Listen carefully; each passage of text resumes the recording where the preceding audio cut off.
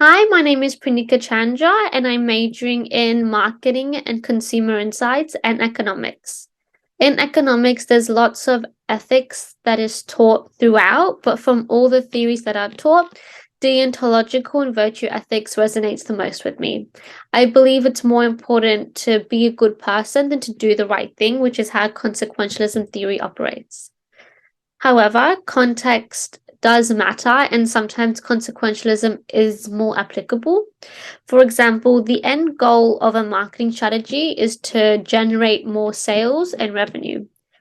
And to apply consequentialism theory to that, that would imply that any marketing strategy that achieves that is correct. Considering the past acts of Nestle and their baby formula tactics in less developed countries, they hired representatives and dressed them in medical uniform, gave out free samples of baby formula in maternity wards, and sold baby formula to new mothers with the message that formula is better than breast milk. The direct consequences of those marketing strategies were that the mother's breast milk supply dried up and they were forced to buy baby formula. And the ones that were unable to afford it, their babies had no food. And the ones that were able to buy it, they made the formula with contaminated water due to either lack of information, lack of access to clean water, or lack of resources to sanitize the water.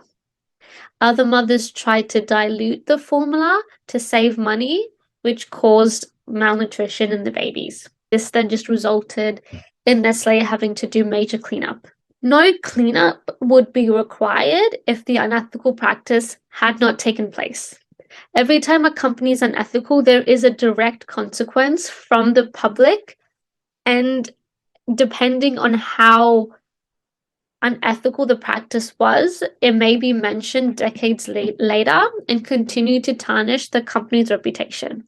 It's simply not worth it.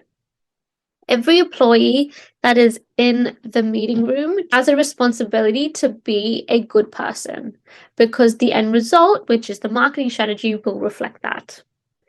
I think businesses have a responsibility to ensure their products are safe and ensure that there is enough forethought going into the design and marketing of that product to ensure the safety of the customer. Products undergo vigorous testing and pass through groups of employees.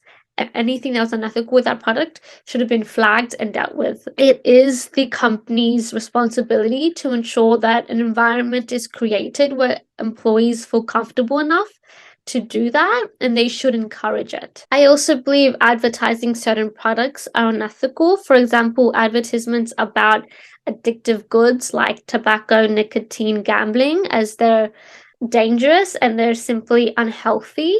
Advertising to vulnerable groups such as children on social media. Based on the content that I personally consume, I believe it's social media influencers that are the most unethical, with exaggerated and false claims about their own products and being paid to falsify the results of other companies' products. I think it's important to advertise the way that you want to be advertised to. Like I mentioned before, you don't want to feel like you're being taken advantage of or being misled. All actions have ramifications, and I'm very aware of that. I know that if I do something unethical, the consumers will boycott the product and they will boycott the company, and then my managers will probably have to fire me for misconduct. It's not worth it to me. In the past, I have spoken up against a supervisor when I thought they were doing something wrong, and I would do it again. I would speak up respectfully and gently, and if that fails, I will go to a higher up, and if that fails, I would leave the company because I don't want to work for a company like that. And to end on a good example, the cosmetics company Lush. They produce vegan and cruelty-free products, and they have campaigned against animal testing since they've opened in 1995. Thank you for watching my ethics video, and I hope you have a lovely day.